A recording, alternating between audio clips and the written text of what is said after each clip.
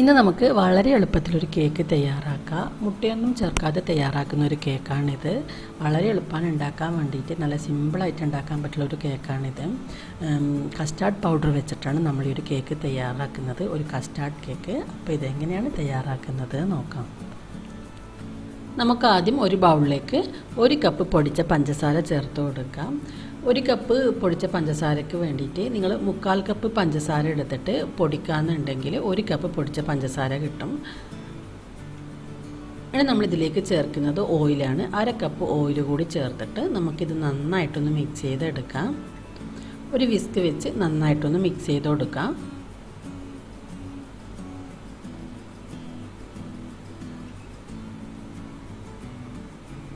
അപ്പോൾ ഞാനിവിടെ പഞ്ചസാരയും ഓയിലും നന്നായിട്ട് മിക്സ് ചെയ്തെടുത്തിട്ടുണ്ട്. ഇനി നമുക്ക് ഈ ഒരു കേക്കിന് വേണ്ടിയിട്ടുള്ള ഡ്രൈ ഇൻഗ്രീഡിയൻസ് ചേർത്ത് കൊടുക്കാം. ഒരരിപ്പ വെച്ച് നമുക്ക് ആദ്യം ഇതിലേക്ക് 1/2 കപ്പ് മൈദ ഇട്ട് കൊടുക്കാം.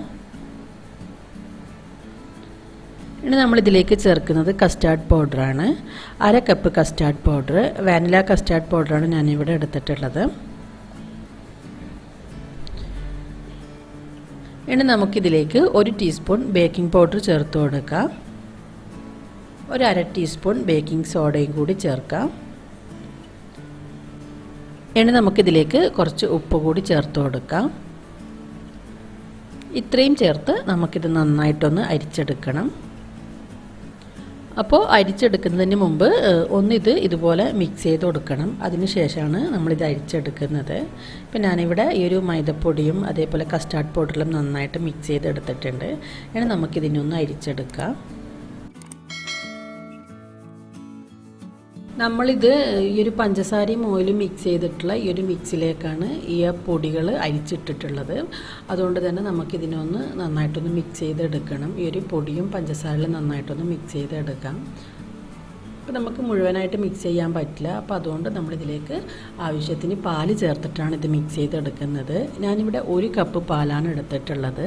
ഈ 1 കപ്പ് പാലിൽ നിന്ന് നമുക്ക് കുറച്ചായിട്ട് ഒഴിച്ചിട്ട് ഇത് നന്നായിട്ടൊന്ന് മിക്സ് ചെയ്തെടുക്കാം. നിങ്ങൾ പാൽ ഒഴിക്കുന്ന സമയത്ത് ഒരു കാര്യം പ്രത്യേകം ശ്രദ്ധിക്കണം. മുഴുവൻ പാലും ഒന്നിച്ചൊഴിക്കരുത്. നോക്കിയിട്ട് കുറച്ചായിട്ട് ഒഴിച്ചാൽ മതി. അപ്പോൾ ഞാനിവിടെ ഈ 1 കപ്പ് പാല് മുഴുവനായിട്ട് ഒഴിച്ചിട്ട് ഈ ഒരു ബാറ്റർ തയ്യാറാക്കിയിട്ടുണ്ട്. ഇതൊരുപാട് ലൂസായിട്ടുള്ളൊരു ബാറ്റർ അല്ല. നമ്മൾ സാധാരണ കേക്കിനെല്ലാം തയ്യാറാക്കുന്നത് പോലെ നല്ല കട്ടിയുള്ളൊരു ബാറ്റർ തന്നെയാണ്.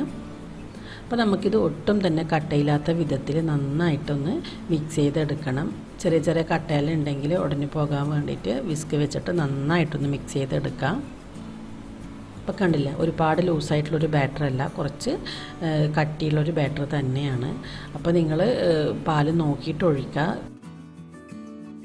അപ്പോൾ ഞാനിവിടെ കുറച്ച് ട്യൂട്ടി ഫ്രൂട്ടിയും അതേപോലെ കുറച്ച് കറുപ്പ് മുന്തിരിയും കുറച്ച് മൈദ ചേർത്ത് മിക്സ് ചെയ്ത് വെച്ചിട്ടുണ്ടായിരുന്നു. ഈ ഒരു ബാറ്റർ തയ്യാറാക്കുന്നതിന് മുമ്പ് ചെയ്ത് വെച്ചതാണ്. നിങ്ങൾക്ക് ഇഷ്ടമുള്ള ഡ്രൈ ഫ്രൂട്ട്സ് ഇതിലേക്ക് ചേർത്ത് കൊടുക്കാം. പക്ഷേ നമ്മൾ ഡ്രൈ ഫ്രൂട്ട്സ് ചേർക്കുന്ന സമയത്ത് കുറച്ച് മൈദ ചേർത്ത് മിക്സ് ചെയ്തിട്ട് വെക്കണം.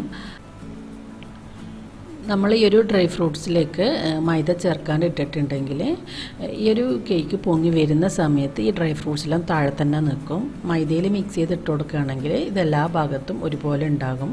അപ്പോൾ അതിന് വേണ്ടിയിട്ടാണ് നമ്മൾ മൈദ മിക്സ് ചെയ്തിട്ട് ഈ ഒരു ഡ്രൈ ഫ്രൂട്ട്സ് ഇതിലേക്ക് ഇടണമെന്ന് പറയുന്നത്. ഞാൻ ഈ ഒരു കേക്ക് ടിന്നിലാണ് ഈ ഒരു കേക്ക് തയ്യാറാക്കുന്നത്. നിങ്ങളുടെ അടുത്ത് ഈ ഒരു ടിന്നില്ലാന്നുണ്ടെങ്കിൽ ഒരു നോൺ സ്റ്റിക്ക് പാനിൽ ചെയ്താൽ മതി. നമ്മൾ ബാറ്റർ ഒഴിക്കുന്നതിന് മുമ്പ് പാനിൽ ബട്ടർ പേപ്പർ മുറിച്ച് വെച്ച് കൊടുക്കണം. അങ്ങനെയാകുമ്പോൾ നമ്മുടെ കേക്കിൻ്റെ അടിഭാഗം നമുക്ക് ഒട്ടും തന്നെ കരിയാതെ തയ്യാറാക്കി എടുക്കാൻ പറ്റും. അപ്പോൾ ഞാനിവിടെ ഒരു ടിന്നിൽ മുഴുവനായിട്ട് ഓയിൽ ബ്രഷ് ചെയ്തിട്ടുണ്ട്.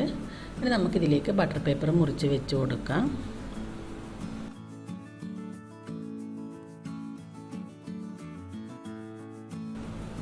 അപ്പോൾ ഞാനിവിടെ ബട്ടർ പേപ്പർ മുറിച്ച് വെച്ചിട്ടുണ്ട്. ഇനി നമുക്ക് നമ്മൾ തയ്യാറാക്കിയ ബാറ്റർ ഇതിലേക്ക് ഒഴിച്ചു കൊടുക്കാം.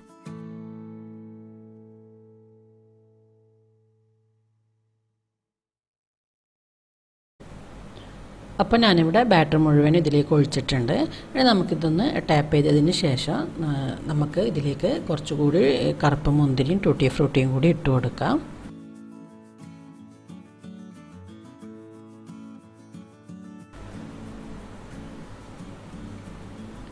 അപ്പം ഈ സമയം ഞാനിവിടെ നോൺ സ്റ്റിക്ക് പാൻ ഒന്ന് ചൂടാകാൻ വേണ്ടിയിട്ട് വെച്ചിട്ടുണ്ട്.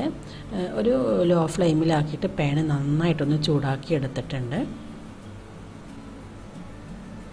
ഞാൻ ഈ ഒരു പാനിലേക്ക് ഒരു റിങ് വെച്ചിട്ട് ഇതിൻ്റെ മുകളിലാണ് ഈ ഒരു കേക്ക് ടിന്ന് വെക്കുന്നത്. റിങ് ഇല്ലെങ്കിൽ പ്രശ്നമില്ല, കേക്ക് ടിന്ന് ഈ ഒരു പാനിലേക്ക് അങ്ങനെ വെച്ച് കൊടുത്താൽ മതി.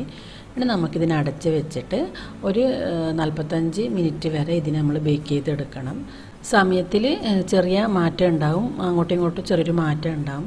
നിങ്ങൾ കേക്ക് നന്നായിട്ട് പൊങ്ങി വരുന്നത് വരെ ഒന്ന് ബേക്ക് ചെയ്തെടുത്താൽ മതി. ഇപ്പോൾ നമ്മുടെ കേക്ക് ഇവിടെ റെഡി ആയിട്ടുണ്ട്. കേക്കിൻ്റെ ഉൾഭാഗം നന്നായിട്ട് വെന്ത് വന്നിട്ടുണ്ട്. ഇനി നമുക്ക് ഫ്ലെയിം ഓഫ് ചെയ്തിട്ട് ഈ ഒരു കേക്ക് നന്നായിട്ടൊന്ന് തണുത്തതിന് ശേഷം ഈ ഒരു കേക്ക് ടിന്നിൽ നിന്ന് മാറ്റാം.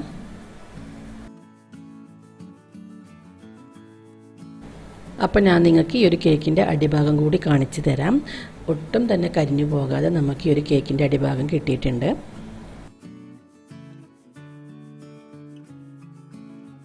നല്ല സോഫ്റ്റ് ആയിട്ടുള്ളൊരു കേക്കായിട്ട് തന്നെ നമുക്കിത് കിട്ടിയിട്ടുണ്ട്.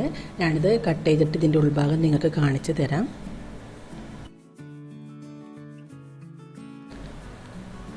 കണ്ടില്ലേ, നല്ല സോഫ്റ്റ് ആയിട്ടുള്ളൊരു കേക്ക് തന്നെയാണിത്. അപ്പോൾ തീർച്ചയായും നിങ്ങളിത് ട്രൈ ചെയ്ത് നോക്കുക. നല്ല ടേസ്റ്റി ആയിട്ടുള്ള സോഫ്റ്റ് കേക്കാണിത്. നിങ്ങളിത് ട്രൈ ചെയ്ത് നോക്കിയിട്ട് ഇതിൻ്റെ ഫീഡ്ബാക്ക് അറിയിക്കാം. ഈ ഒരു വീഡിയോ നിങ്ങൾക്ക് ഇഷ്ടമായെങ്കിൽ ലൈക്ക് ചെയ്യാനും ഷെയർ ചെയ്യാനൊന്നും മറക്കരുത്. നിങ്ങൾ എൻ്റെ ചാനൽ ഇതുവരെ സബ്സ്ക്രൈബ് ചെയ്തിട്ടില്ലെങ്കിൽ സബ്സ്ക്രൈബ് ചെയ്യാനും മറക്കരുത്.